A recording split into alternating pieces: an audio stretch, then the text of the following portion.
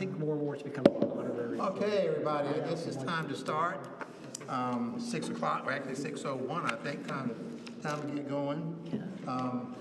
First, I'd like to introduce our new member.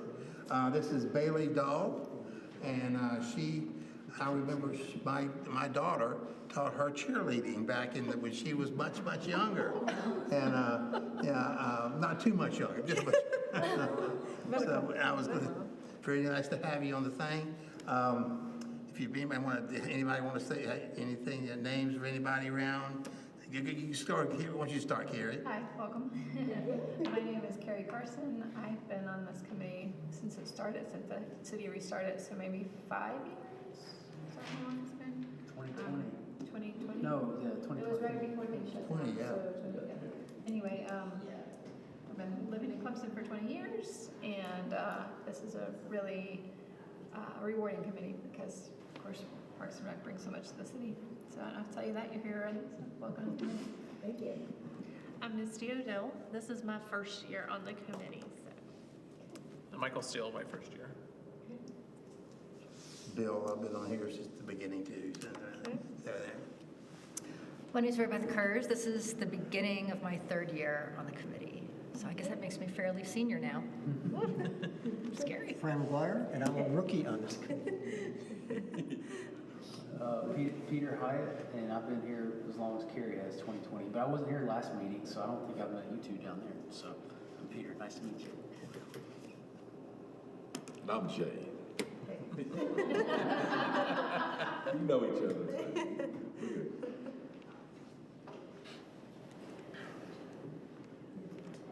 Sorry, I'm just writing stuff down too. Bailey is taking Lisa Baines' position, so that's where she's going. So she'll be taking Lisa's position. I want to officially thank Lisa for her service and her time that she gave us. She was the secretary, and Mary Beth has graciously said she would do secretary tonight, and so we appreciate that. And so we will go on to that. Let's see. Next thing, the approval of the minutes. Anybody see anything in the minutes that was that we need to revise? Can I borrow your pen for a second? Can I borrow one of your pens? One of your writing utensils, please. Thank you. Thank you so much. I appreciate it.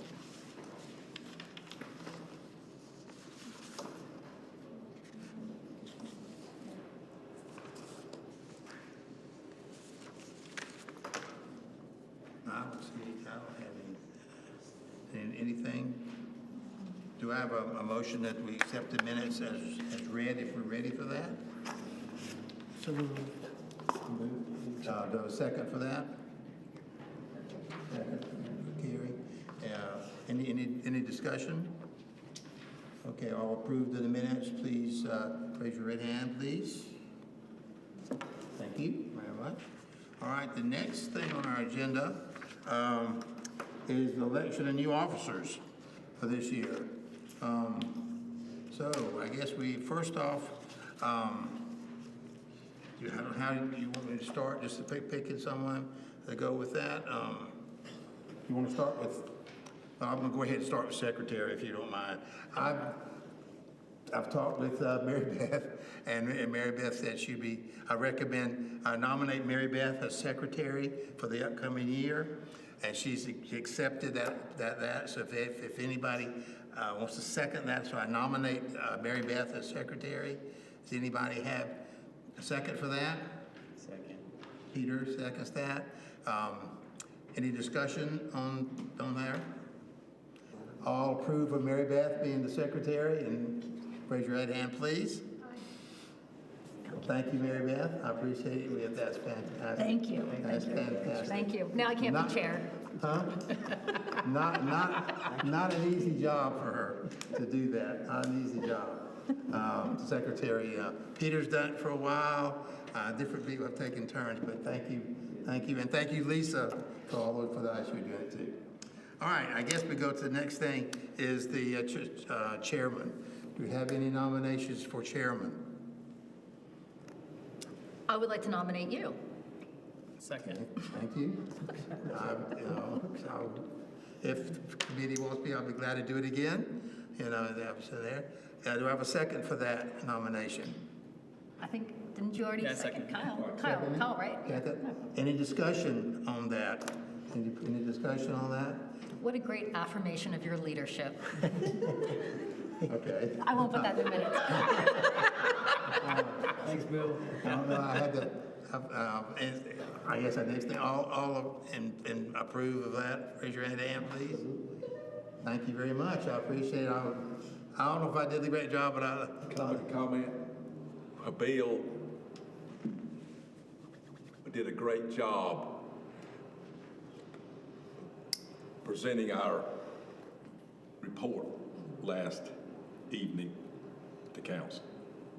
I was gonna say that was quite a, thanks to Carrie gave me a lot of information that I used in the report, Carrie. I think I hit every one of your topics in there. And then these people out there sent me tons of stuff to put in. I have, if you might like to see it, I have it here in my, if you'd like to see it. But I want to think, I went up to Robert and said, Robert, I got, you know, I was talking to Robert Halfacre, and I said, I'll make it as short as I can, Robert. And he goes, oh, you get 10 minutes. I went, 10 minutes? Robert, I have a big committee. I have a lot to say here. And he just laughed. He said, I take as much time as you want. But council was very receptive. They kept nodding their heads. And it made me feel real comfortable. Again, I think I covered everything that everybody sent me just about. I don't think I left anything out. You know, I was able to cover all the different things that these people sent me. And then when my own comments, through all Carrie's stuff that she has sent me, I added in there. So I felt good about it when it was all over with. I felt good about it. So thank you all for allowing me to do that, and we'll see about, maybe next year someone else will want to do that. You know? So give a new approach up there. Thank you, thank you. All right, I guess we need the vice chair. Does anybody like to nominate anybody for the vice chair? I'd like to nominate Carrie. Can I nominate Carrie? I would like to nominate Carrie. Okay, Carrie, do you accept that nomination? Okay. Anybody, any other nominations? Anybody else? I'll second that. I'll second. Is there a second for that? Double second for that? Any discussion? Any discussion for Carrie? Okay, we have, after any discussion, if you're in favor of Carrie, raise your right hand, please. Thank you very much. I appreciate it. Thank Carrie. Thank you. She always sends me a lot of good information, so I'm very happy with that. All right. The public input, comments from the community. Do we have anybody out there that wants to say anything? Doesn't look like it to me. That was one part of my speech last night I didn't have to talk too long about, because we usually don't have too many, you know, comments. And I left out some of the things Jay told me to leave out. Yeah. So anyway, so no public comments at this time. Okay, so we'll move on from that one. Department reports. Now, as you well know, the departments send us written reports in most cases, and you've got a lot of reports. I think, as always, the departments are doing a lot of stuff. And that's one of the things I told council last night. I call departments the really entities, because all of them are departments. All of them are doing a lot of stuff. And so if you read through those things, they were doing a lot. So Faith, would you like to comment on anything from yours, or anybody have any questions for Faith?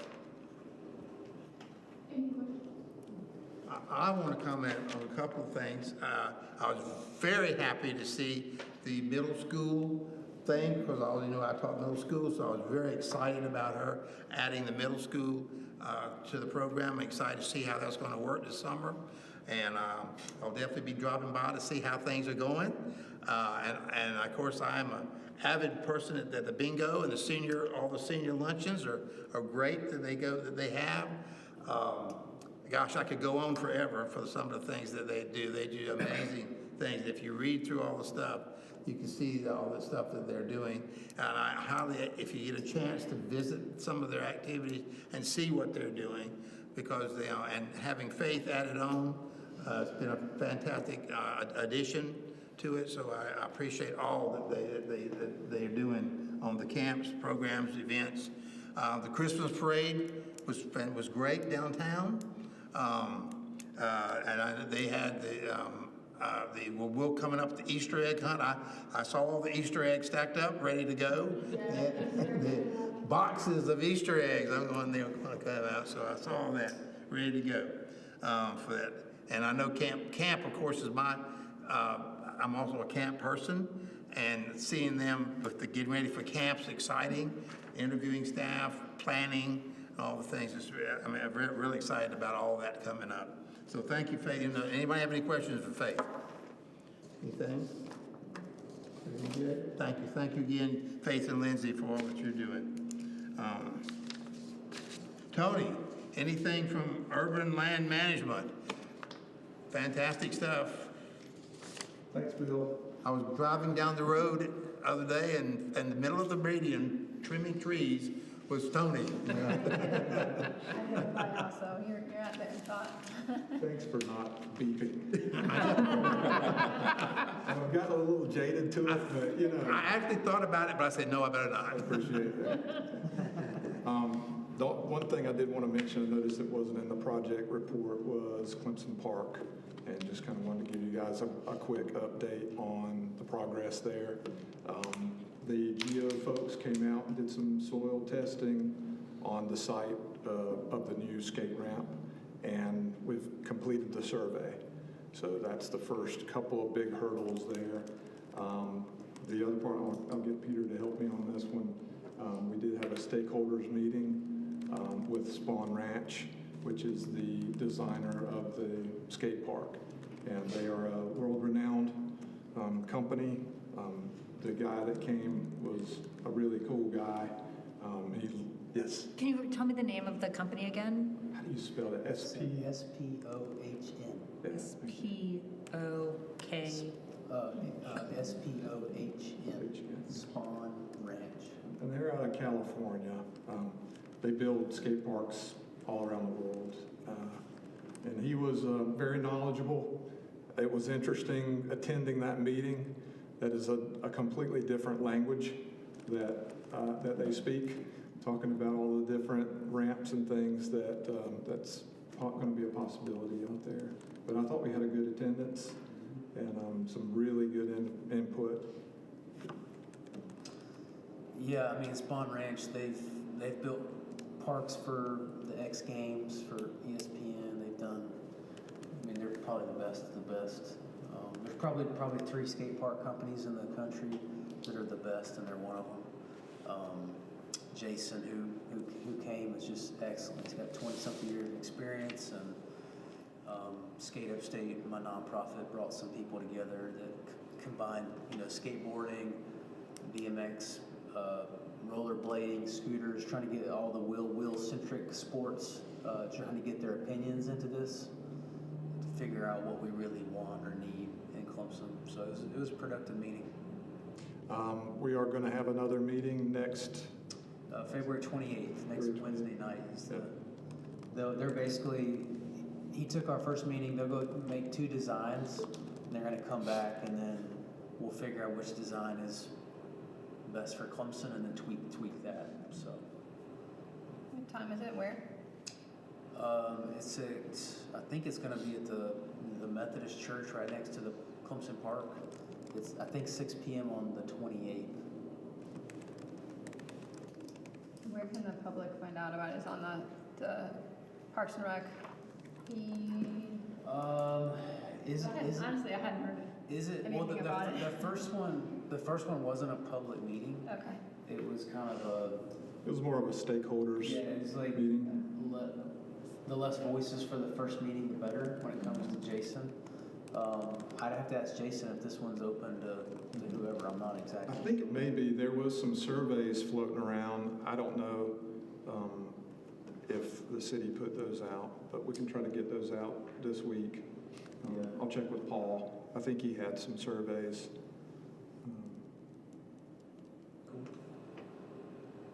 that was all I really wanted to, just a little update on that park. Can I ask one, how did the control burn go at Mountain View? Control burn didn't happen. I didn't think I heard anything about it. Control burn didn't happen. We had a window.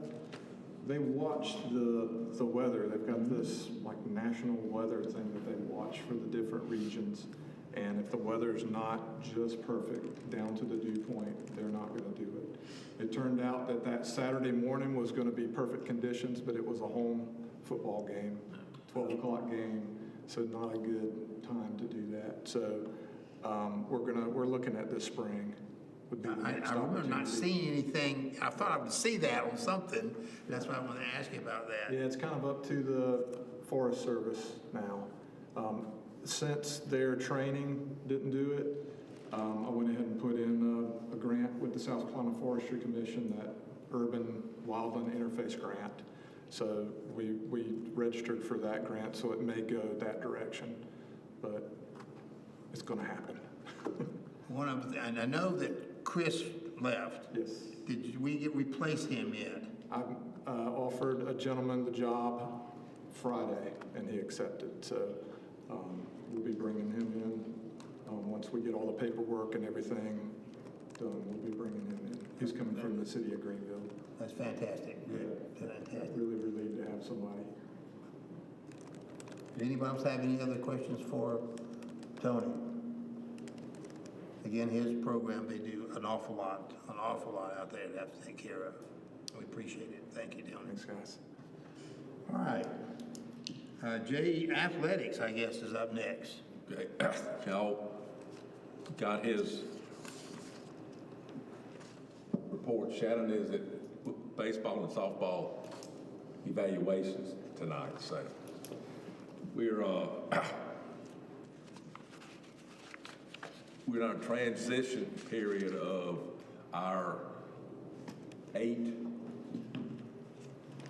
all-star basketball teams are practicing for district tournaments this weekend and state tournaments the next weekend.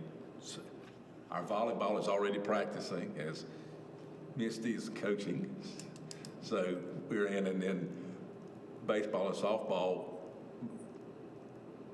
begin practicing next week. So it's a big transition here. And we are hosting a state tournament, 2 actually, next weekend, 14 and under and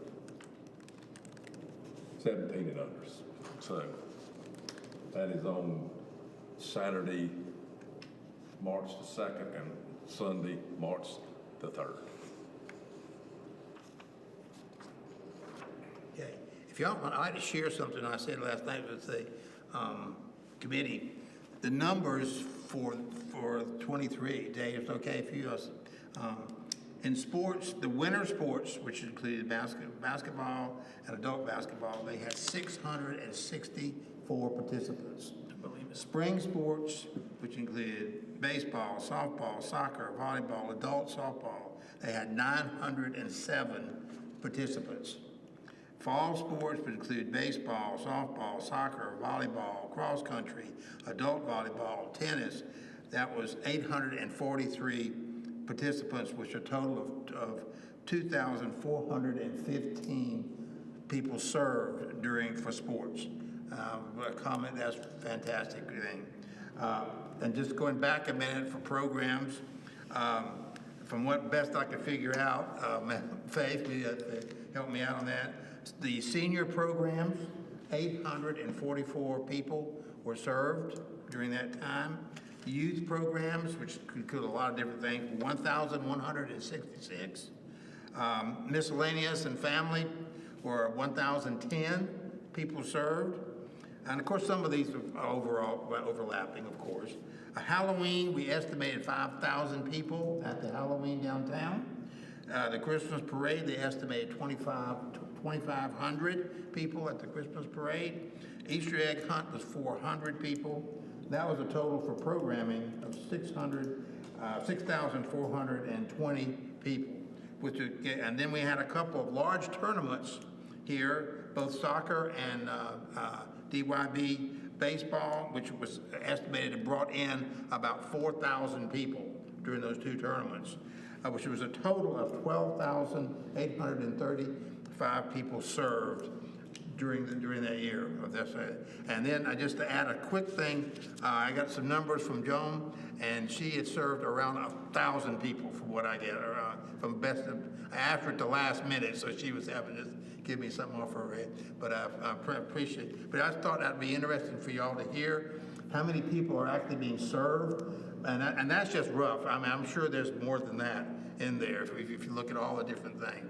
But and that's not including what Lauren does and all the stuff that goes along there, and all the things of that nature. So there's a lot of serving going on there. And of course, the parks with Tony has all the people coming into them, doing all kinds of stuff. We don't know exactly how many come and go, but I'm sure there's a lot in some of them, like the pump track and all that, how many people actually come in there. But I thought it was interesting to let y'all hear some of the numbers that I put together for the council, and they were very impressed with all last night also. Before we go to Angela, I included, Tommy's report for the maintenance and all that they do, and they keep up with it. It's about to get into their busy time when the grass starts growing. They're going to be cutting a lot. Also, we got 3 new scoreboards in for the fields at Nettles with new field names with the new logo on it. Ours, they all had the old logo on it, and I got money from the ATAX fund to fund all of that. So that's also going on. And you can see on the maintenance report, if you saw it, it has, they do a lot. They're constantly busy. 2 people. It's basically 2 people doing that work, to keep it all, keep up all that stuff going on there. And all right, next thing, Angela and the CAM. And if you read through CAM, also they did a lot. I mean, I was having to read through all that stuff that Angela gave me last night, and Robert Kemp had helped me explain some of it. The camp before it, he was very nice. Then he was going over that with me. I let him read through it. And but Angela, would anybody have any questions for Angela? Angela, would you like to say anything? Any questions for Angela?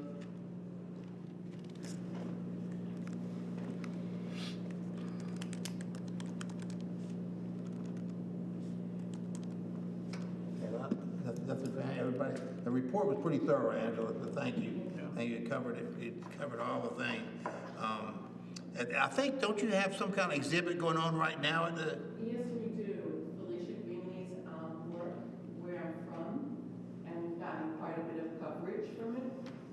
Clemson University wrote an article. There was also an article in the Seneca Journal, so it's pretty popular. So if you have not seen it, you still have time.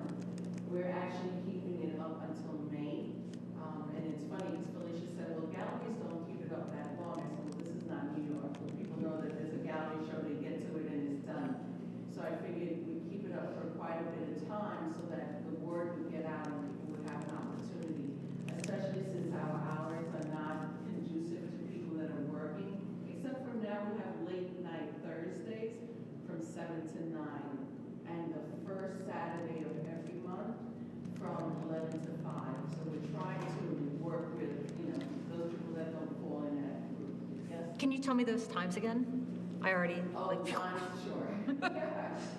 We started late night Thursdays. That would be from 7 to 9. So staff is usually there until 4. And then I come back, or hopefully we'll have friends of camp come back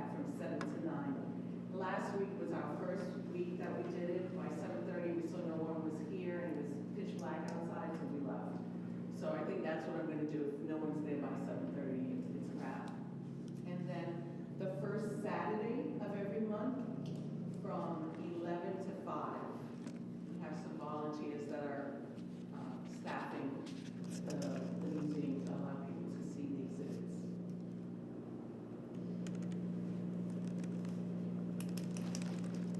Okay, any more comments, questions for Angela? Great job, thank you so much for all they do over there. All right, Joan.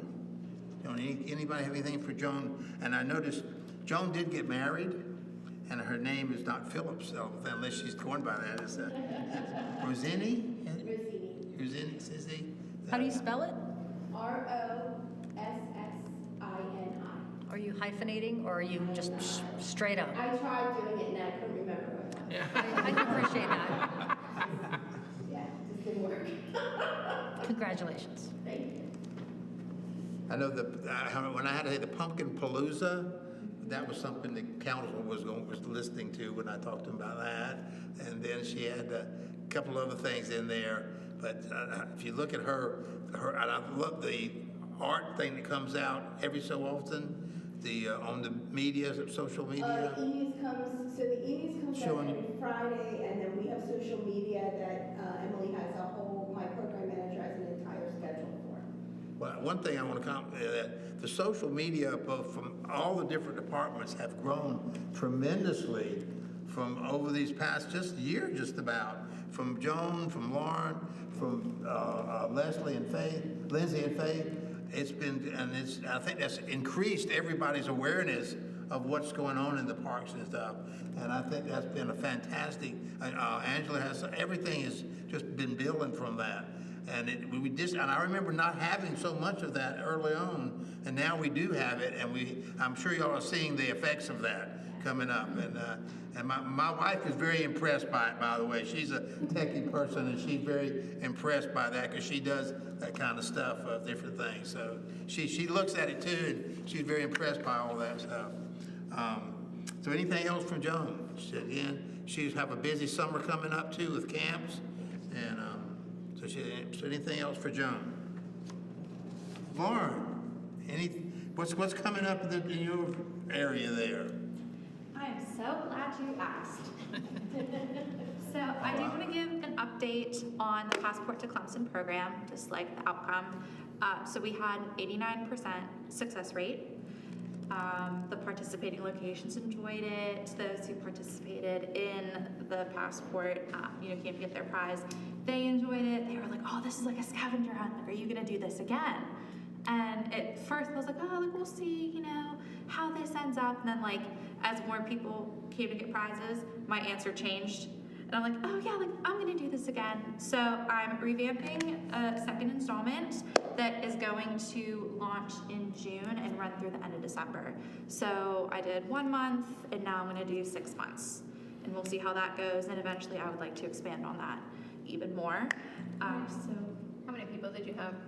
well, I had 34 people. I ordered 36 prizes and had 34 people redeem. So 89, whatever that math is, 89%. So I kind of undersold myself a little bit, I think, because I wasn't sure how it was going to go.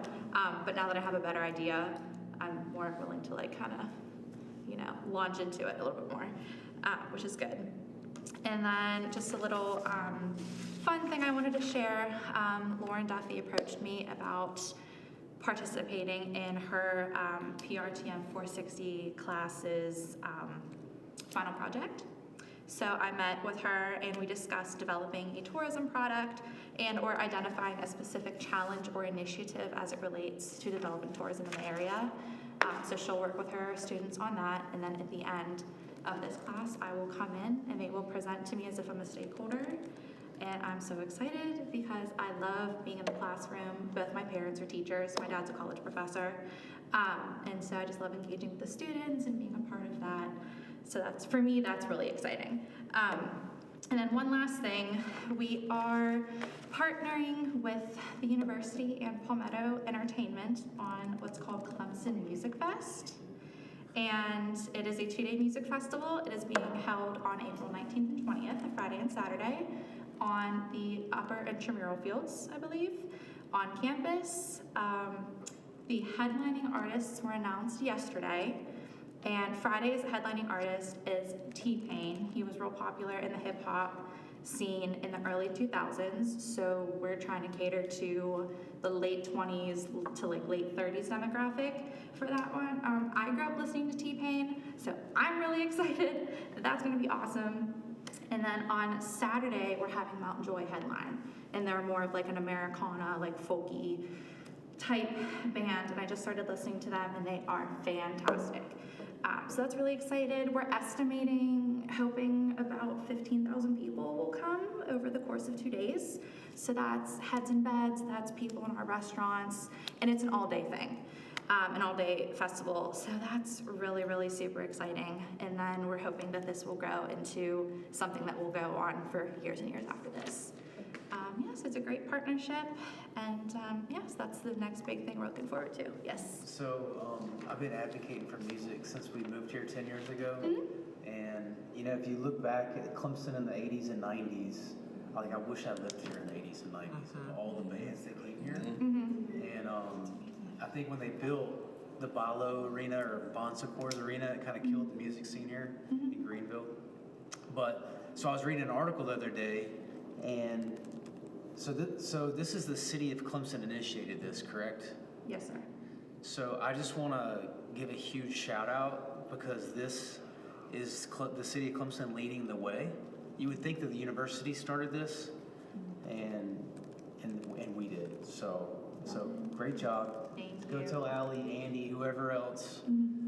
We're ecstatic. I just dropped I bought 6 tickets for my family last night to support what y'all are doing. Oh, thank you. So I'm really hoping that this will be more than just a college student thing, and yeah, super excited. Good, I'm so glad. Thank you. Which ones are the upper intramural fields? Where are they? Where is that? Good question. I'm One still next trying to learn the lay of the land. Next to the football stadiums? Right, that's what I was Yes, thinking. yeah. Lot 2. Yeah. Yes, Lot yeah. 2. By the football stadium. That field up there. Yeah. Yes. I was sitting here thinking across from the old Hardee's. Well, yeah. Now you're going way back. That's the only way I can tell people where things are. That's fun. Behind the upper deck on the north side. Right across from Fike, the old Fike. Are you, Yeah. are you familiar with a man named Vince Jackson? I am not. Not that I. Vince, for a while back, used to head up a big music festival type thing too.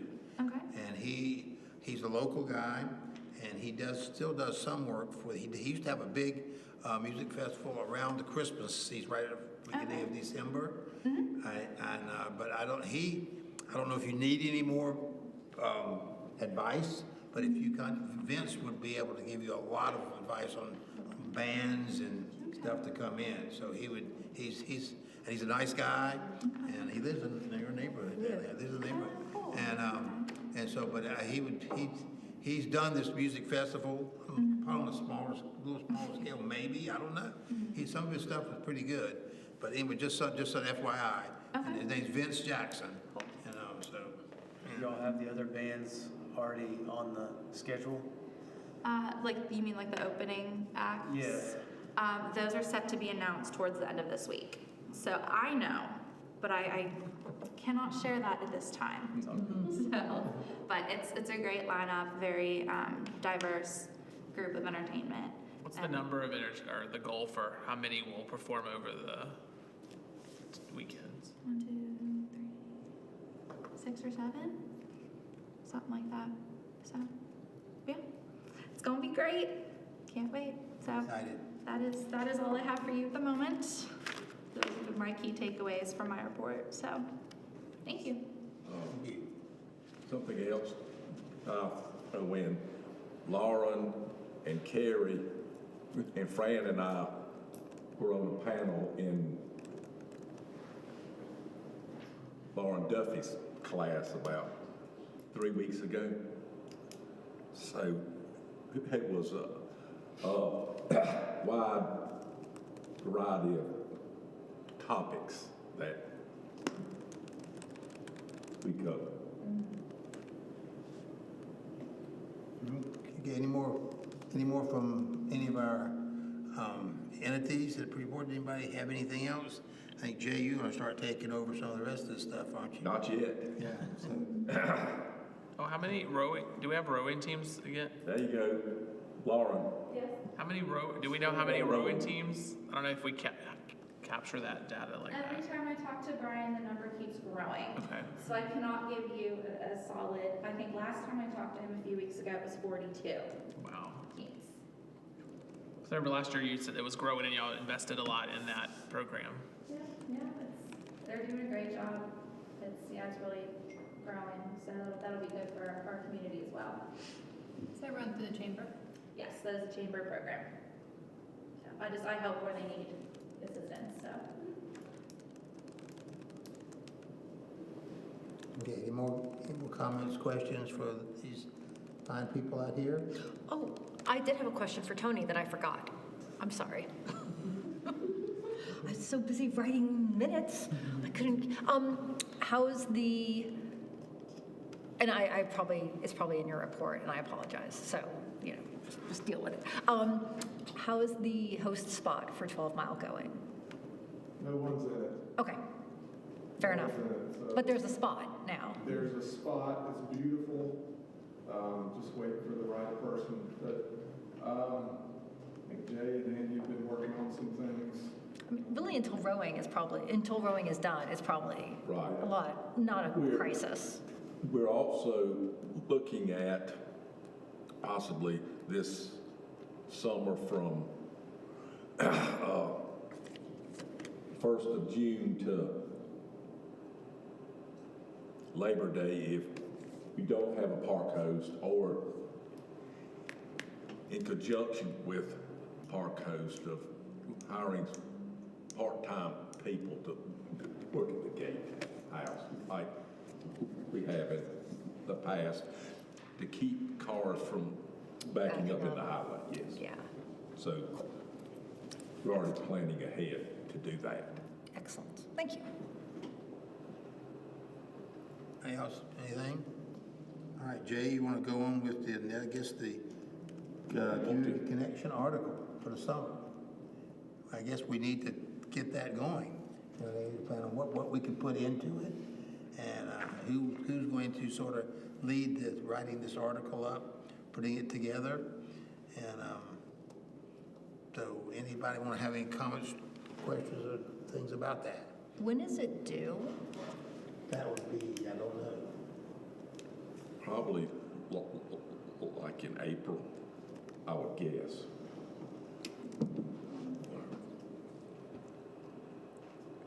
Who is it that, I can look back my old emails, I have who is it that we sent them to? I can't remember. Sarah. Sarah, let me look and see if I can find one of my old, because the dates are pretty consistent over the years, it's just the time of. We have plenty of projects that we can highlight in the summer edition.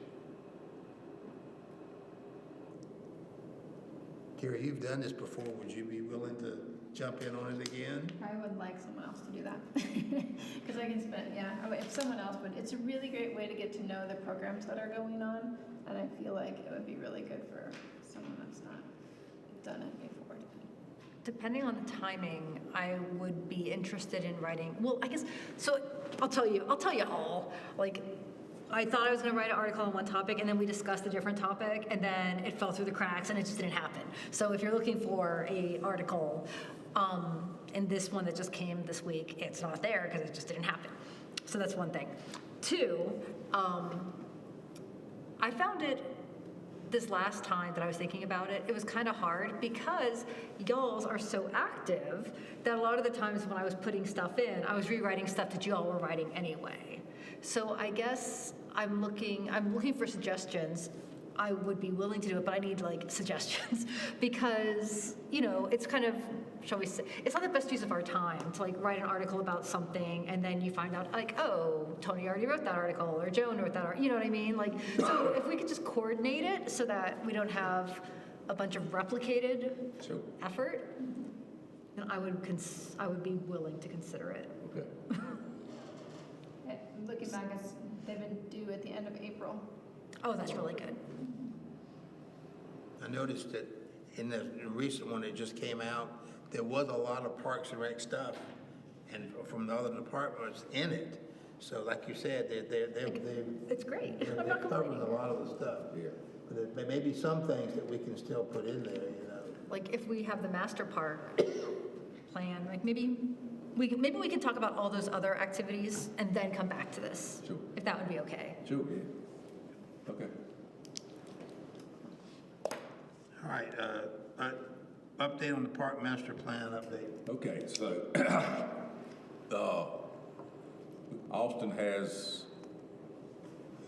the survey is still out there. He mailed out the survey to random residents. And part of it should still be online. He is having a virtual community meeting on March the 7th. Sarah just posted it today on the website. So it's a webinar.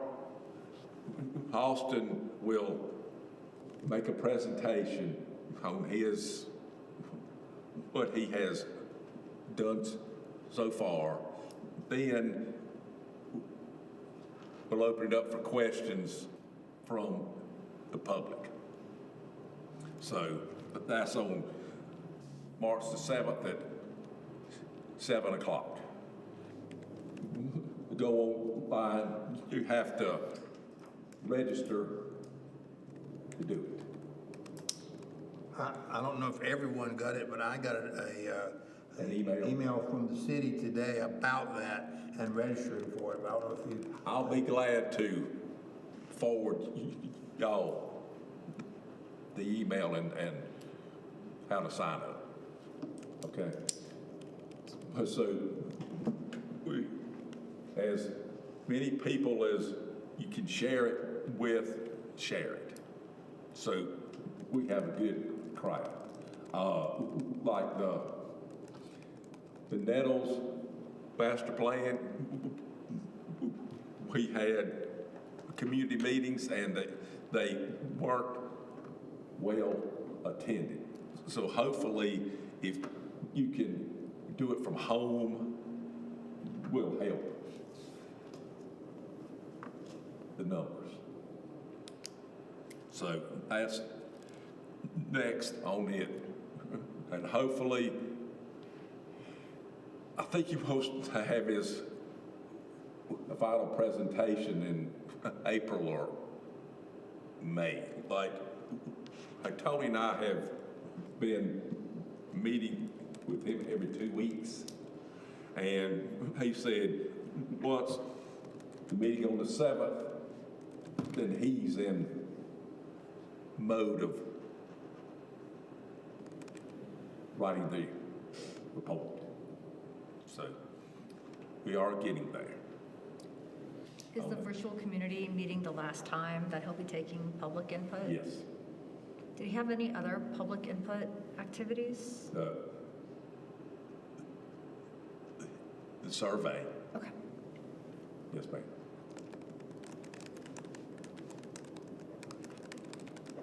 There's not been any in person of just the surveys and this virtual one. Right. He was here. He came and met with stakeholder groups, and we actually had a great response to those. He was here for 3 days and had the meetings in our office. Did they meet with any of the senior groups, like the senior bingo or anything like that when they were here?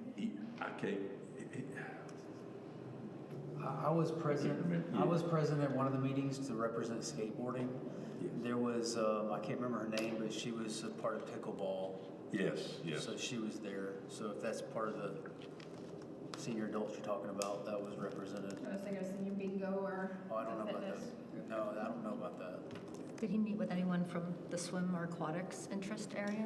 They were supposed to be there. How much? Invited? I can't remember who we invited. But we had, different interest groups that were invited.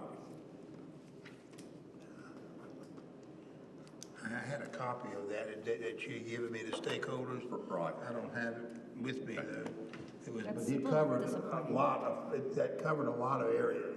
I mean, about everything you could imagine was covered in what they call the stakeholders thing. I left that piece of paper in my other file. It's a little disappointing that we, as the committee members, didn't all know about that or get invited. Well, I think, You all were interviewed earlier.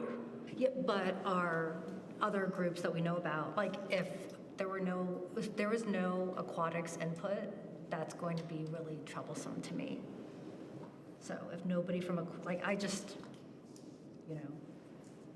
there's a lot of aquatics interest, maybe not, maybe I'm wrong. Along that community meeting,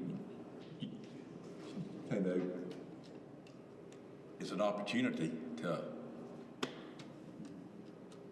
I remember I got voice your feelings. I had a Zoom with Austin early on, and I assume the rest of you had that too. Yes. And that was, I guess, our opportunity to say what we wanted to say about them, the questions. And like I said, the stakeholders, I just had a list of all the different stakeholders, and it represented all kinds of community groups and everything, churches, everything was involved with that. And also like Angela with the CAM, I would imagine you might have a different listserv too to reach different diverse populations He met with CAM. But Joan and Angela also. Yes, he did. my other different African American communities in town have been involved in the process as well. I don't know, I have not shared it past the initial thing that we have, so I don't know exactly who from the African American community has participated in the survey. I can share this latest link to a few people. I'll send it to Friends of CAM and ask them to share it to some of their friends, but you can't force people to do what they don't want to do. Yeah, but if you can invite people in, I think it's helpful. So then, I saw the email that came out, so we can share from there and Right, yes. different social media channels. Okay. Anything else, Jay? That's it on. Master plan. All right, Dawson Park? Dawson Park restrooms and shelter are almost complete. We ordered picnic tables yesterday. So we've ordered some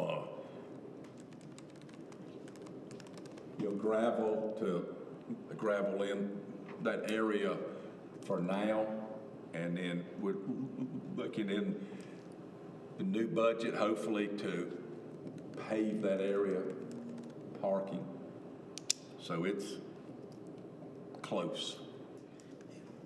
If you haven't had a chance to go out there, I was out there just the other day just to check on, and it's coming along really well. It's doing a good job. It's coming along beautiful out there.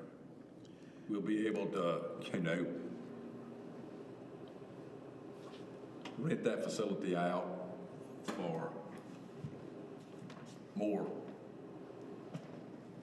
revenue also for our department. And we'll be able to remove the porta johns from out there.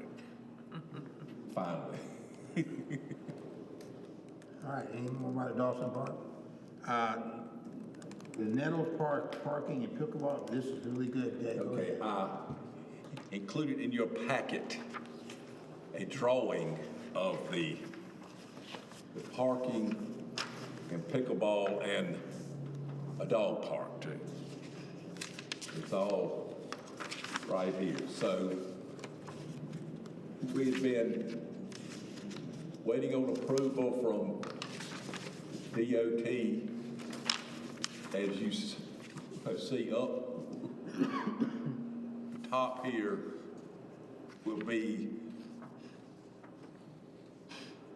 another exit to the park right here. This will be a one-way. The current entrance is here, right here, and you will go right and exit out here. Eventually, when we develop on back here, is will be an entrance and an exit. But this is hopefully supposed to be a bid out either this week or next week. So, but we're very excited about this project here. How many parking spots is that, Jay? 55. And what are the square buildings to the right of the fields? Are squares, they're not buildings. Bottom of the that's the dog park here. Oh, okay. There's several people very excited about that, that dog park. I think it's sort of, it's going to be a drive, but it's going to be, I think I heard temporary possibly, and maybe moved to shade here, because there's not a lot of shade right there.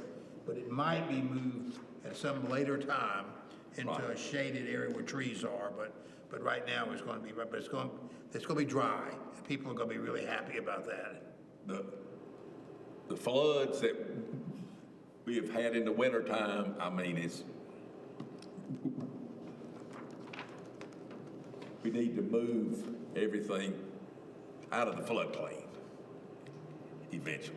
Yeah, That's our goal. some areas that used to be a 6-foot fence are now a 3-foot fence because of all the sedimentation from the Yes. flood. Yes.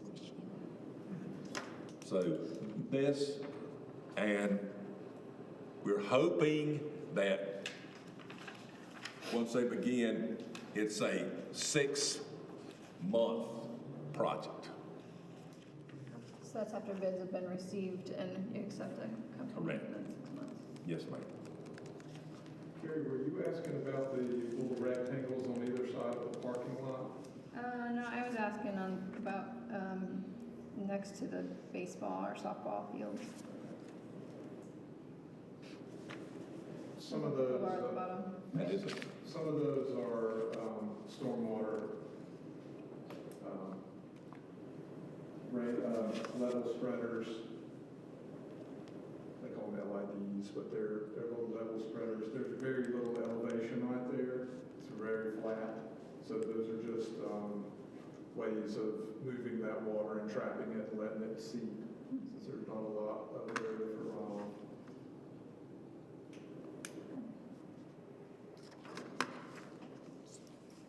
Okay, then. And after these are completed, we will keep the lines on the tennis courts as we are. I mean, as they are. We will be taking them off. So we'll have 8 dedicated pickleball courts and 4 multi-use courts. As we've, gone over, the university, they have a club, they play on our courts because there's none on campus. But the university is contributing to building these courts too. It just would enable having possibly tournaments down the line too. Yes. How much was that the university donated? $50,000. And I've heard that they're going to have a check presentation at the state of Clemson next week.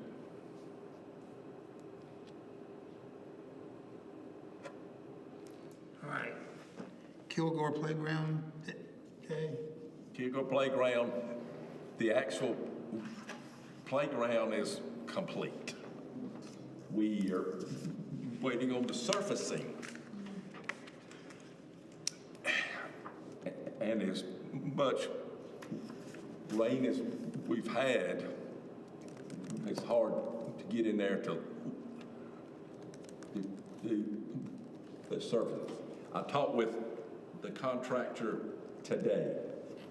Their goal is the first week in March to put the surface in. We've had calls and calls and calls. We're excited. When are you going to be through? So now we have a time. So hopefully the middle of March, it will be complete. Any more questions about Jay about that? It looks really nice out there. I noticed they got some ceiling things up high. Oh, yeah. You told me something about that. Let's not go there. Let's not go there, please. All right. Next F, board training. Yeah, they've had one session with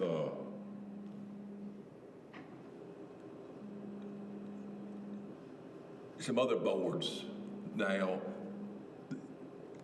the second session is next week. It includes our board here.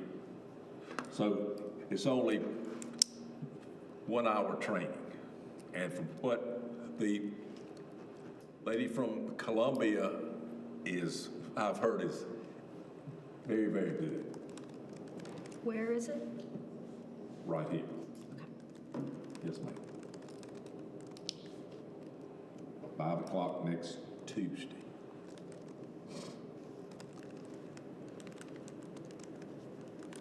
Any question about that? This is the first time we've had something like Yes. this. First time we've had some. I think we had some of these type things when I was on the staff at Thunderbird about how to run a meeting and stuff. So they're pretty good about what your expectations are and what stuff going on. So I do hope everyone can get there during that time. Any more comments about that one? And the event center, Jay? Okay. The next one is sort of new since we brought it up at the last meeting, I think. So we talked about it. Council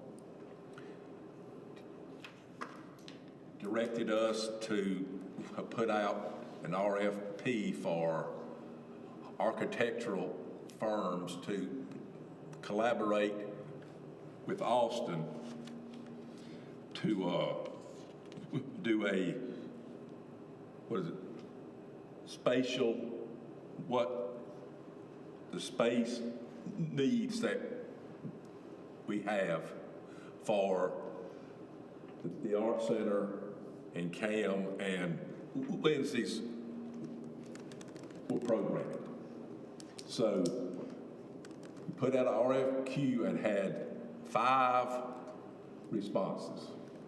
So we are interviewing the top 2 next Wednesday to hopefully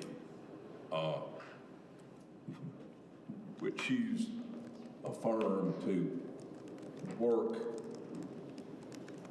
with Austin. It's called the Community Event Center. of course, they'll want to be able to be part of that too, in some way. So that's what the name of it's Community Event Center. That's what they've chosen to call it. So, yes, so we'll be finding out more about that but at our council budget retreat, everybody on council is 100% behind it.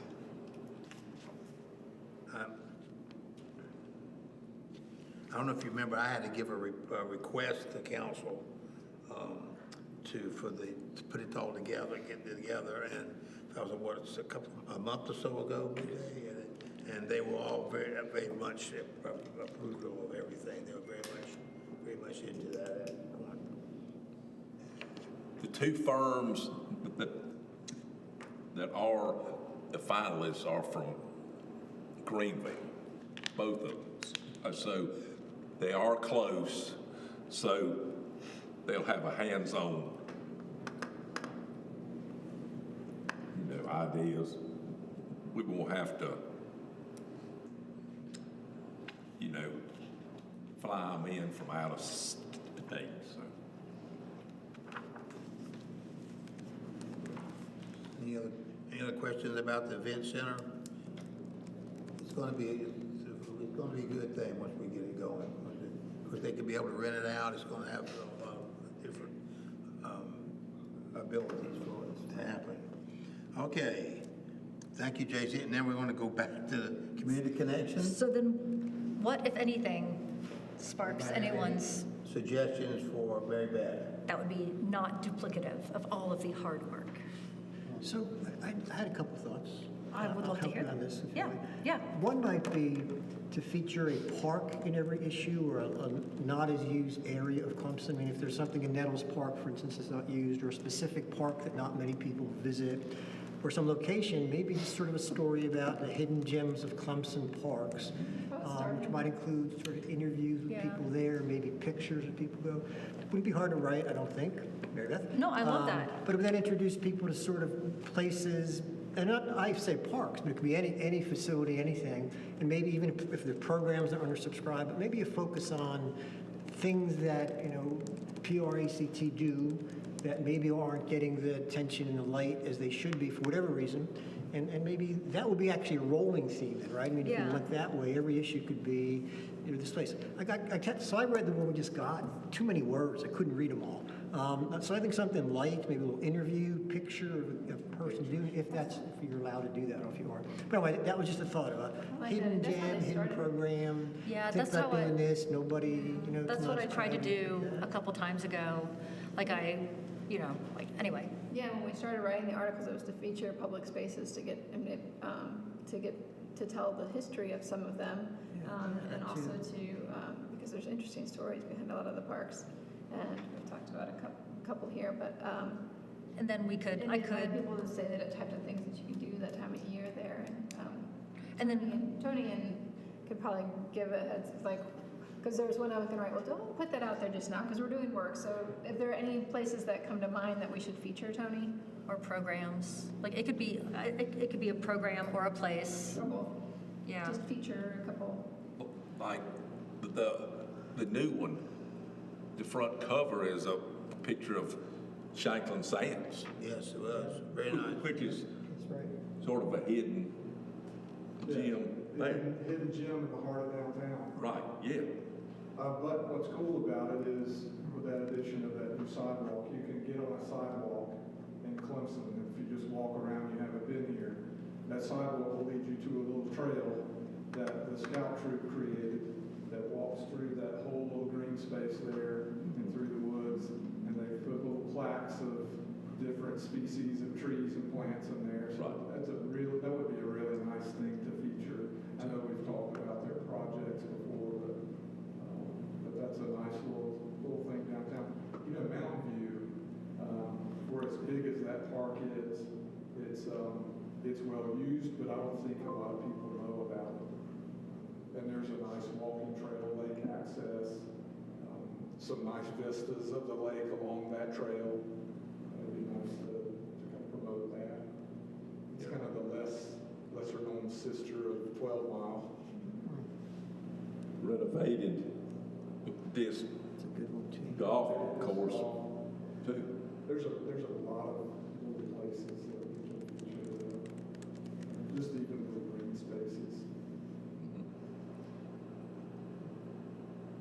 Thank you. And stories. I will be able to come up We got with it. something. And then I think the strategy I'll use is I'll email y'all department heads and be like, here's what I'm thinking.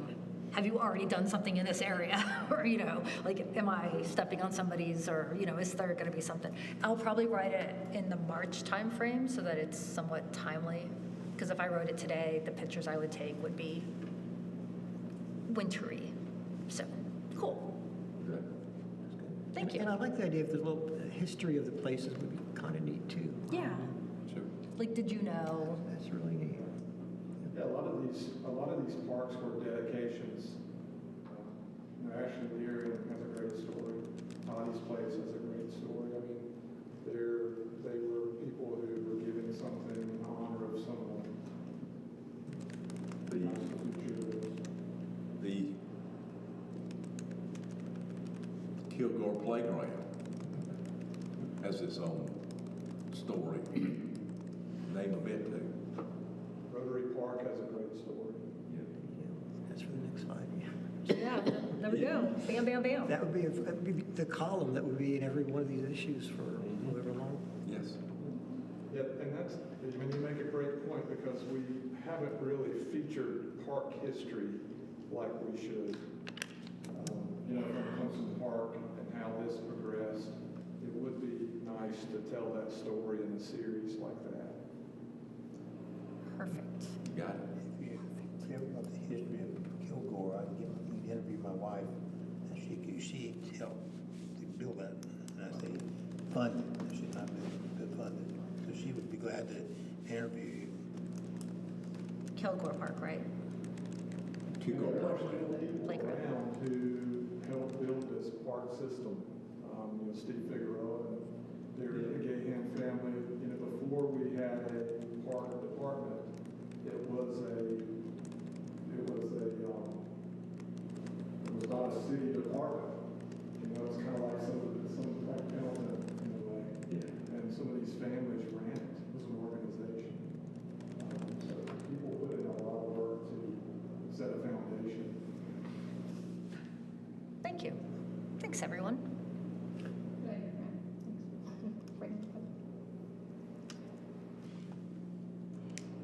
Any more on that, Jay? You covered everything you want? Good. Can I ask a question? Sure. So going back to the numbers that Bill reported, which were wonderful, is it possible in a database, if you have one, to identify how many unique individuals that is? In other words, this 1,200 represents X number of people. I mean, if you have registration and stuff in some database and to sort it, but it'd be helpful to know, besides the total number, how many unique individuals. And then even if you could break it down by Clemson residents and non-Clemson residents to get a sense of that.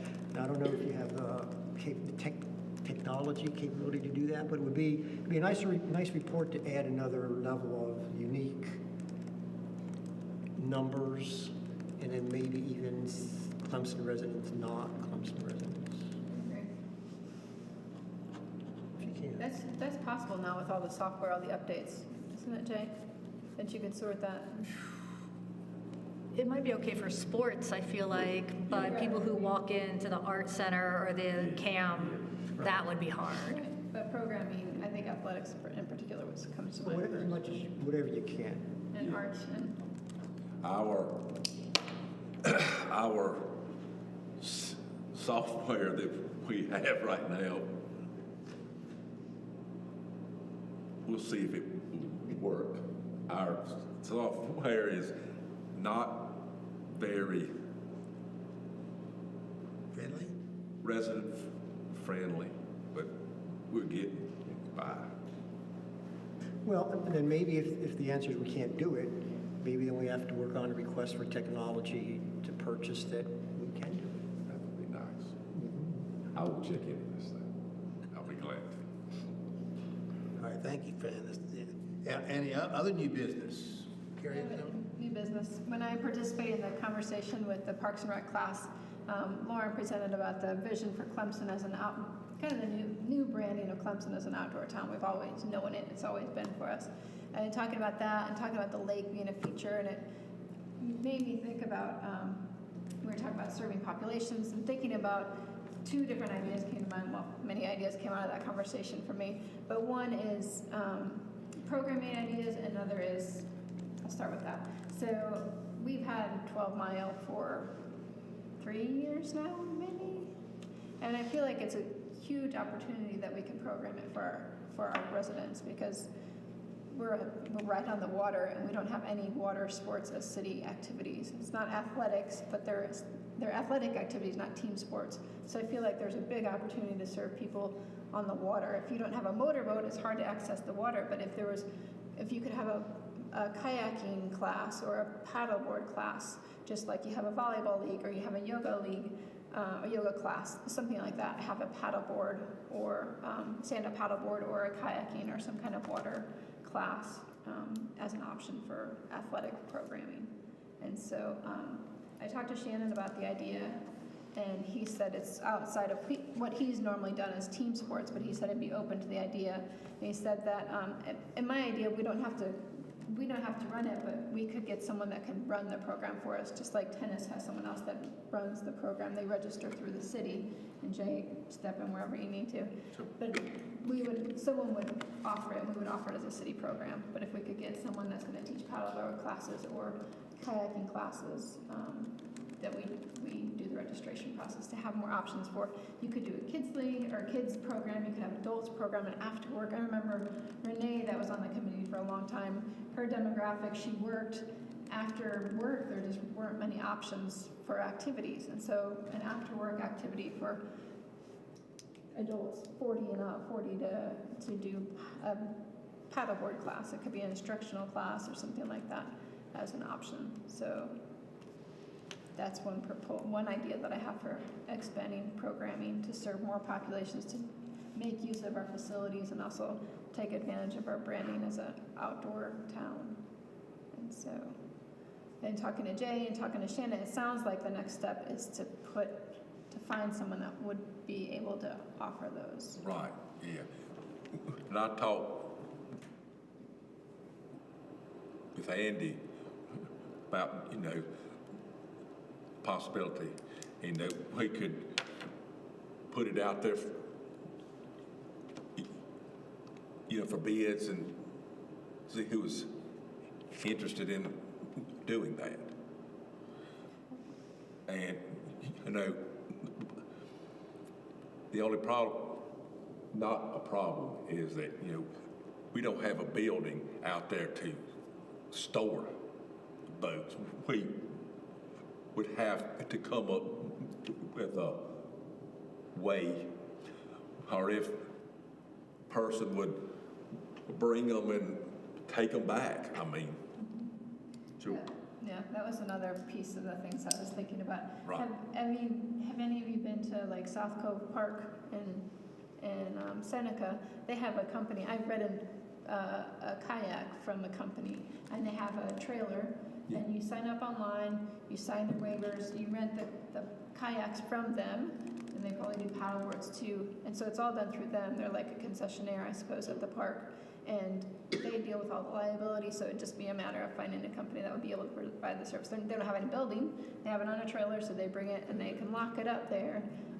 So for the city, I think it'd be a low-hanging fruit because the city doesn't have to build anything. We could try out this programming, this new service, and to see if it's got wheels and see if it's something to and it wouldn't be any investment from the city other than putting it would be putting it out there to request an RFUP, I don't know, an RF something, a request for qualification. Thank you. So that would be one idea. I think it would be willing, and I think it's something urgent if we're going to do it for this summer, if we could get it going now. Would the people sign up through the city or straight with this company, or? Well, there's two things that I talked about. There's one is the boat rentals or the kayak stand-up paddleboard rentals. That would be a separate company that would do that. But as far as if they wanted to take a paddleboard class or a kayaking class, that would be a city program that they would sign up, like you sign up for adult volleyball or church Then softball. this company would provide the equipment for that? Well, that would be another factor. If you could bring your own, Okay. you could bring your own, or if the instructor, whoever was to do it, had some that you could pay to rent, would be an option.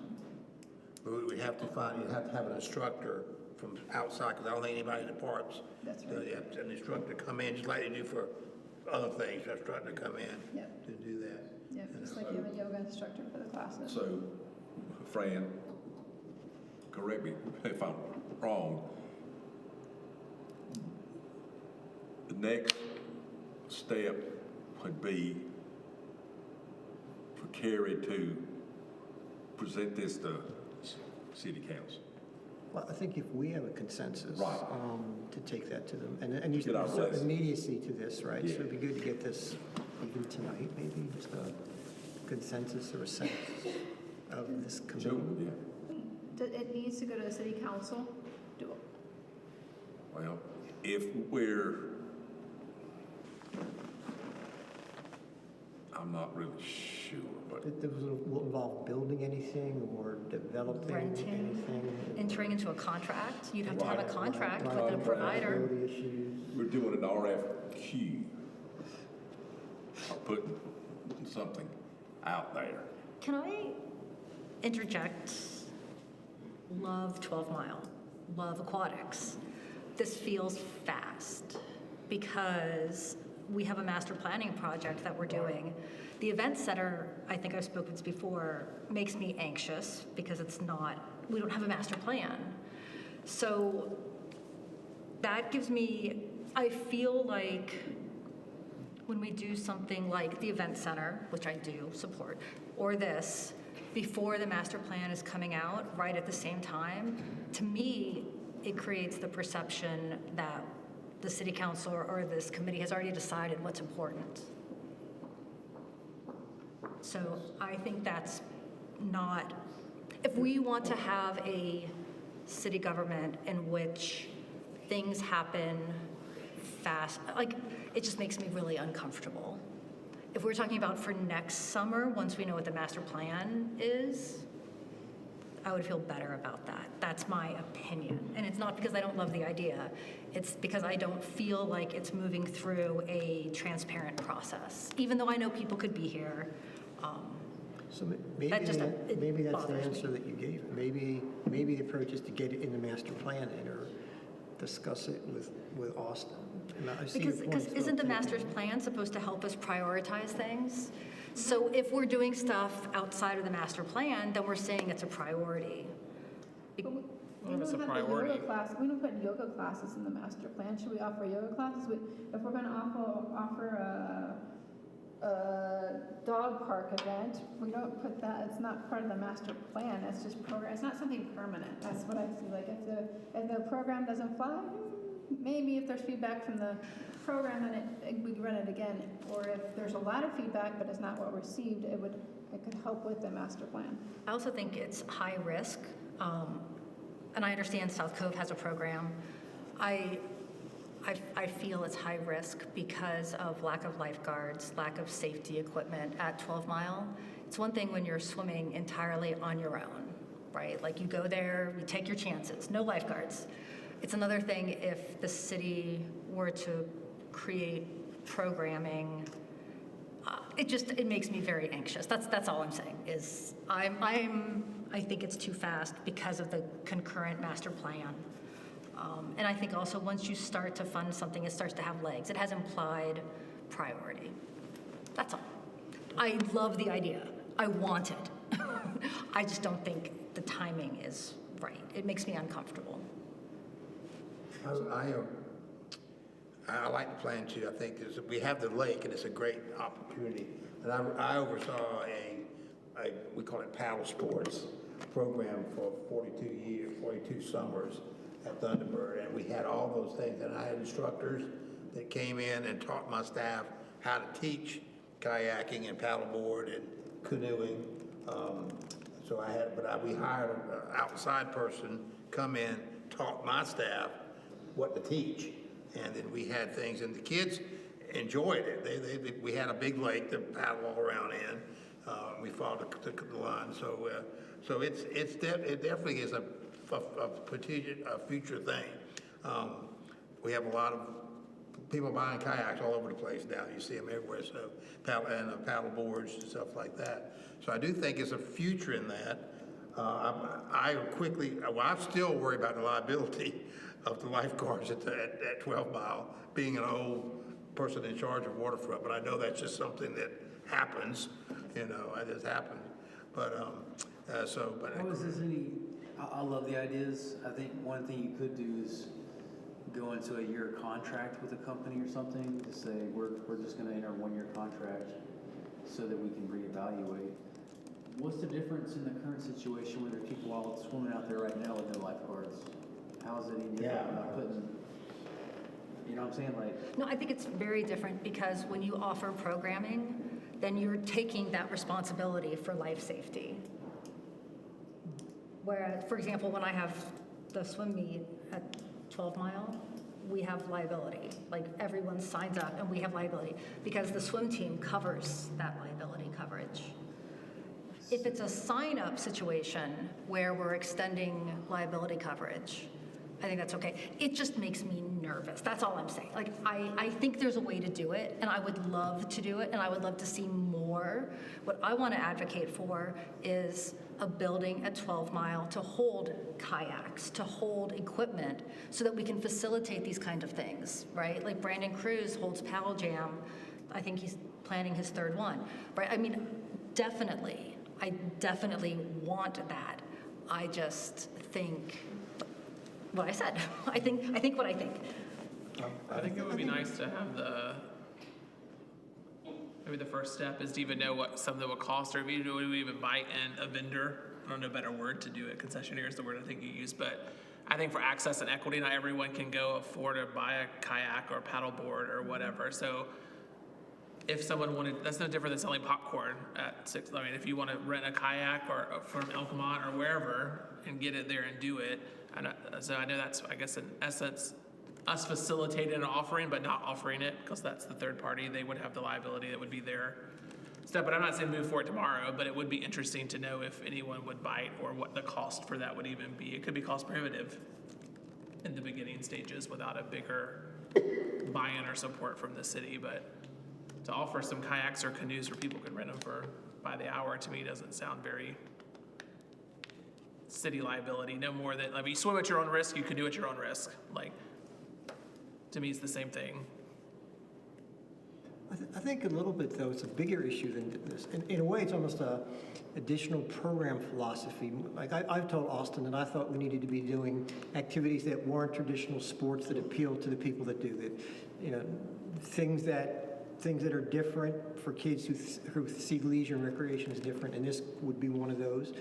And so if Austin, I would expect he would, as part of the master plan, does talk about alternative programming that are more like, it's almost like the leisure skills program, right, in PRTM, that this becomes, that's the bigger umbrella that this falls under, and maybe we need to wait to see that part. I don't know about the summer thing, but I think it's a bigger issue than just kayaking. I think it is a program approach that says, we're killing it with sports and we're doing better in arts, and now let's talk about that. And this is why I asked the question about how many unique individuals are doing the activity, because you get a sense that every kid must be playing softball, baseball, or soccer, but then I look over my neighborhood and they're not.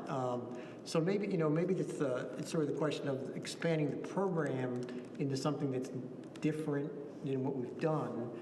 And that certainly be one of them, but maybe that has to wait to see if, I don't know if Austin is looking at that level in the master plan, if it's a facility plan or exactly what, but I've said that to him, and my guess is other people have also. I have too. And I think if it comes out of his report that way, it makes it easier to then build it and justify it, right? Yes. I was trying to limit it just to the water sports, but I mean, we've got the trails at Nettles Park, we've now got to do bicycle programming or having a walking group, walking class for different age, different demographics. You could do biking for kids, you could do biking for adults, like bike safety. There's a lot of different kinds of programming that we've got so many assets for bicycles here. We've got this started, so the Green Crescent Trail, so you can do road biking, you can also do the pump track, how to use a pump track. And so, Right, like my husband has a nonprofit that has bicycles, Right. and it's in a trailer in our yard because he doesn't have the bandwidth to do that programming, for example. Right, and Beth Venable used to do stuff, right? So, I mean, I support all that. I just think if we're gonna ask the city to expend even a single dollar, I think it should be justified through the master plan. Or we should say the master plan isn't driving how our committee is recommending programs. I don't feel like there's an outlay for the programs pay for the service people pay for their program, so it's not the city. Like, There's still effort, right? There's lost time, right? Like if you I do support this. I just want it to succeed. So, and I want it to be clearly seen as important by the city. I have a thought. What if you just do like something similar, like one time? Like it's just one big event. It's not something you're creating a whole program. It's just, let's try this out. We're gonna have one Saturday where we're all gonna try this, have paddle boards, have this third-party company come out, and just kind of see what it looks like. Did a lot of people in the city enjoy it? Like, it's talked about, the word spread. I mean, it's just maybe kind of just touching into a little bit to see if anyone has interest, and you're not kind of committing to the whole thing. It's just. What about Brandon's? there's a paddle This jam. is, January, and June 21st, I think Brandon Cruz of Cruz Outdoors, he has a paddle sports festival. He's got kayaking races, paddleboard races. It's a weekend event. And this is the third summer he's done it at 12 miles. So he rents it out and he does, I put him in touch with Lauren about making an event. I don't know how you're gonna work it out, but if it's gonna work to connect with the city, but he brings in people from all over and they have music, but they also have instructional, they have recreational. Just for my knowledge, do you have to bring your own in that scenario? I've never been, I don't know, and I don't know. Bring your own paddleboard. So maybe it's too much for this time, but I think not everyone has their own paddleboard, but they might be interested in learning about it or those types of things. So there might be a partnership in that one arena to try out. I don't really know, but when's the master plan supposed to be finalized? hopefully the end of April or May. I just don't want us to be a year from now and be like, oh, when we get the master plan, then we can make decisions. I kind of do. And the reason I say that is because, right, like there's a lot of special interests represented in this room. Like I am very explicit and clear about what my special interest is. And so I think in some ways it's not fair when we have special interests that it bubbles up. I also think, Maybe it's a philosophical question, because when the master plan gets presented, then it's like, do we only go off the master plan? Are we willing to consider anything not listed in the master plan? Or is that really our roadmap and there are no other discussions other than what is presented? And that might not be answered today, that's philosophical. Well, but I'm going to say, may not sound nice, but when you go through that training next week, you will find out what this committee is supposed to do. But their we've been on it 2.5 limits are. years. That's all I'm gonna say. Okay?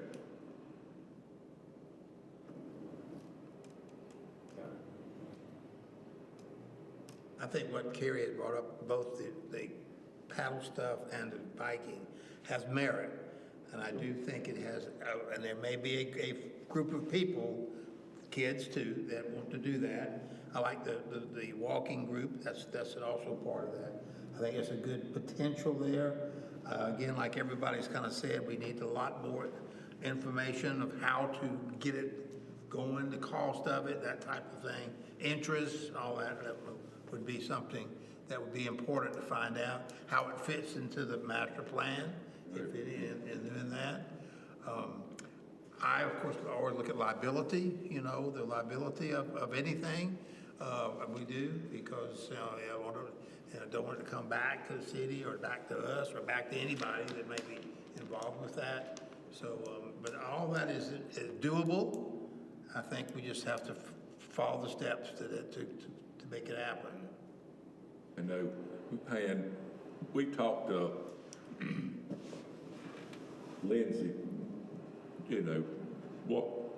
Watley, she programmed some things. She was at the YMCA before she came here. She said she's very leery of liability with water activities.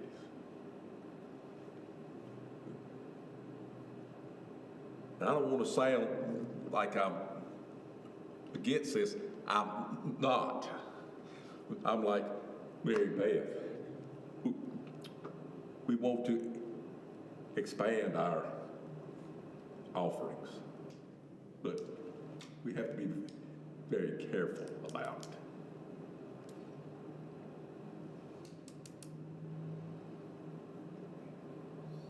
So the next step would just be, what do you all think? We just wait until the master plan's done, no programming there this summer, no boats available, and wait until next year and then see about making. Because I feel like with the timing, our next meeting, I feel like this is, if we're going to do anything about it, this is probably the time that. Well, it may not be on the master plan, I think the point, but I mean, I won't be at the board meeting next week, but I mean, I don't know if it's the advisory committee or versus dreaming and brainstorming, and so they might be wait for ideas to come versus us come up with the ideas. But anyway, that's another thing, but I feel like without knowing the master plan, and it still may not get prioritized, that or any, we don't know what will arise, because I know when I did my interview with Austin, we were all over the place. I mean, right. Well, so and who knows? once again, with that public meeting, you can bring all these ideas to him. That seems a fast turnaround from the public meeting to the final document, 1 month. Well, I know it's not you, not directed at you personally, but. Yeah. Well, if it's on the 7th and it's in May, I mean, he's got 2 months in there to do that. Just curious, so do we own that, or is that still core land? It's Cortland. We are leasing it. Now, do they have any restrictions on That's another. Yes, they whether do. it's building or liability? Yes. So- Yes, and activities. They have to approve everything. And they might have the same concerns about Sure. liability or Correct. building. Yeah, like when I get the permit from the Army Corps for open water, it's a extensive application process. So I would expect, right, if you host an event there, and I know Brandon has to do the same thing with Paddle Jam. He has about the same, right, like it isn't just show up. The same as like, Dawson Park. That's university property that we lease. To put that shelter, we had to go through a lot of hoops. The university, they had to approve everything also, so. 12 Mile is, the Corps is encouraging the city, if we develop that park, in that lease, they specify that any development has to be directed towards lake or outdoor activity that was the original intent of that park. So, I mean, this absolutely falls under that. I don't think they would have a problem with building a building or anything like that that had that intent.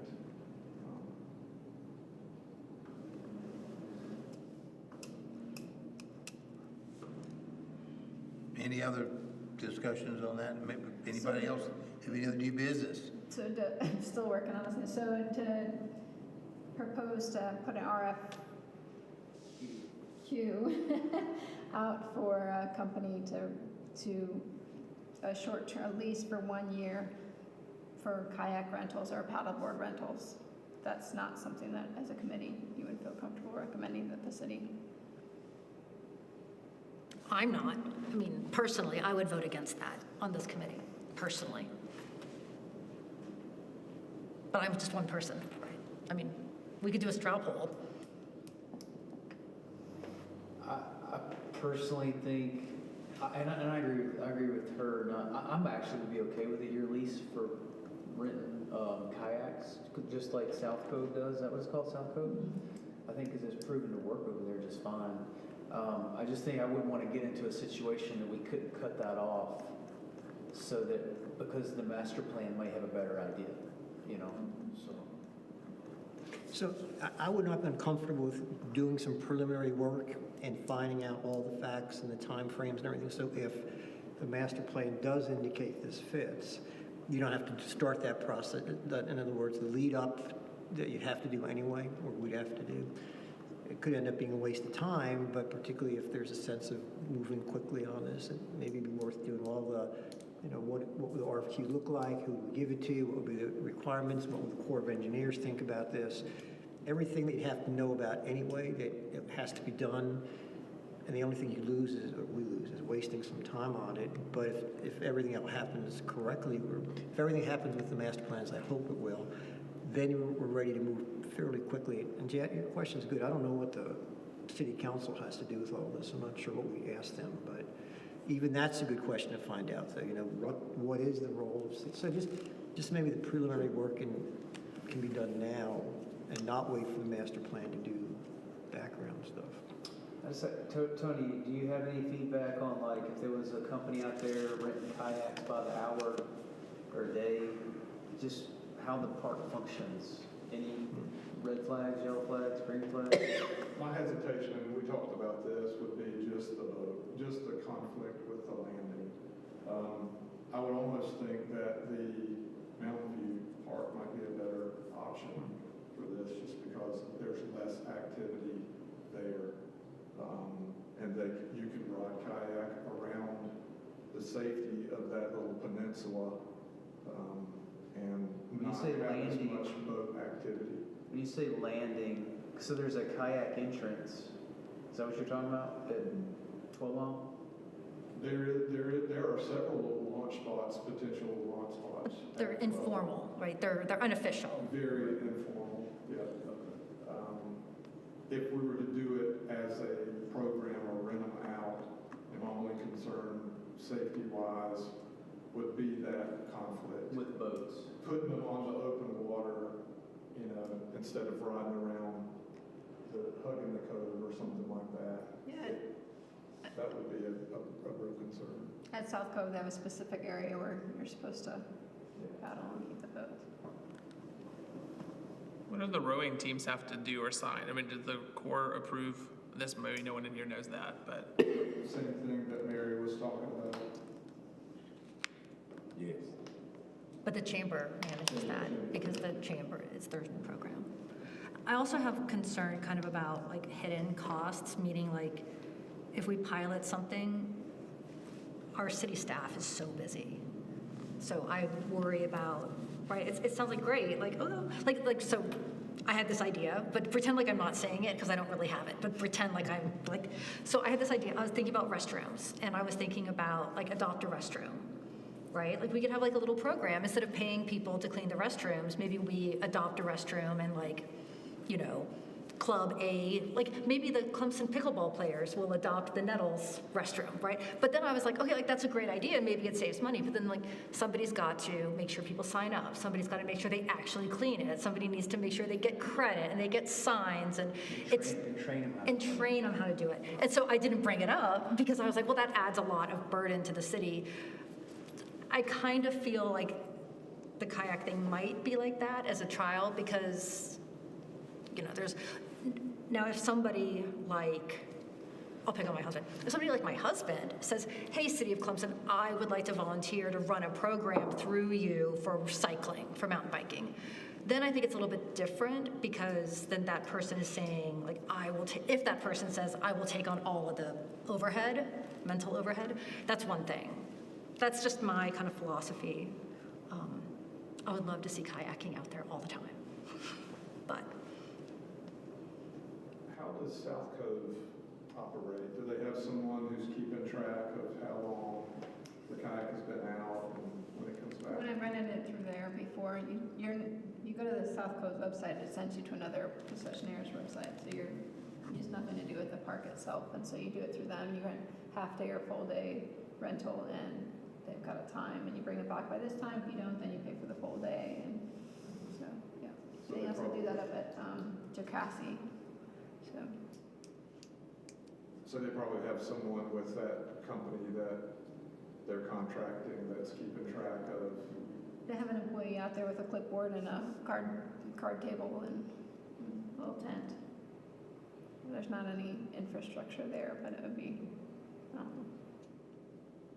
but maybe this isn't the time for it. It's just an idea that we've had in the past, and I thought I'd bring it up again since it's been 3 years. I think what's interesting, and maybe an overall thing, is that just looking at preliminary stuff with the master plan, that we have more passive green space and passive areas in our park system than we have organized areas like in Meadows.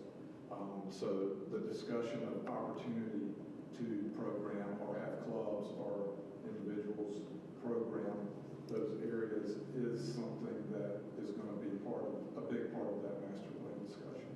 And that we do have outdoor activities and available space for outdoor activities. I think that is a big point with this master plan, looking at the park system as a whole.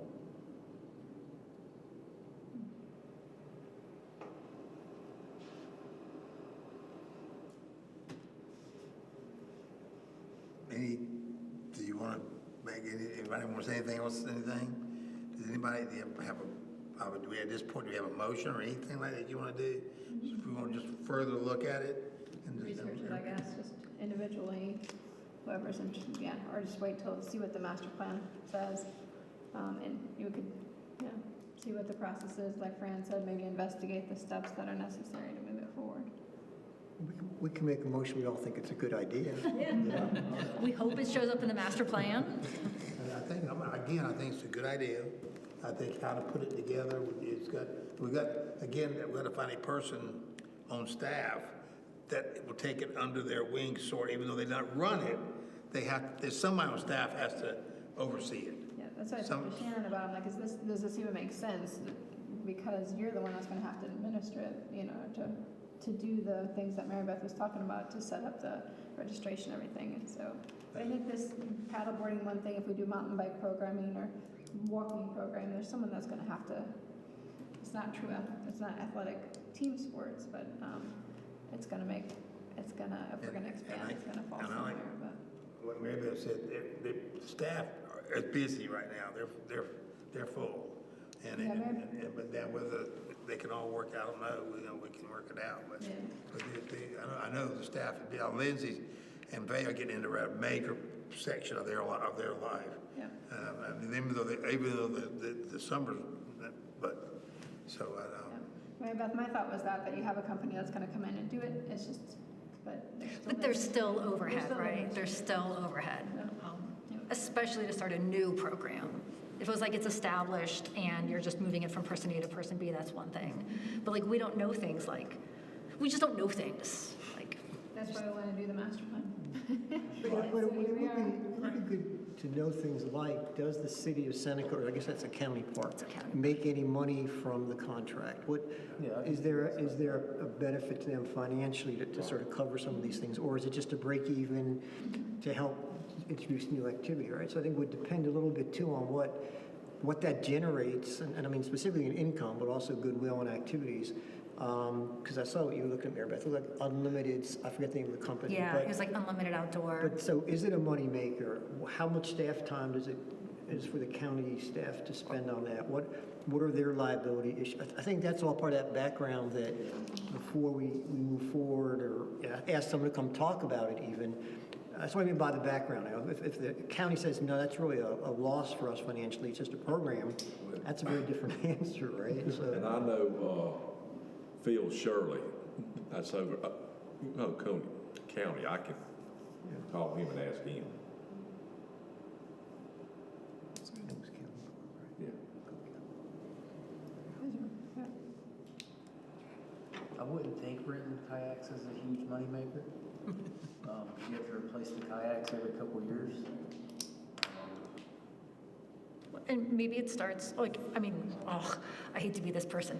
Well, at the open water meet, we rent kayaks from SWU, and then that's how our safety volunteers keep our swimmers safe.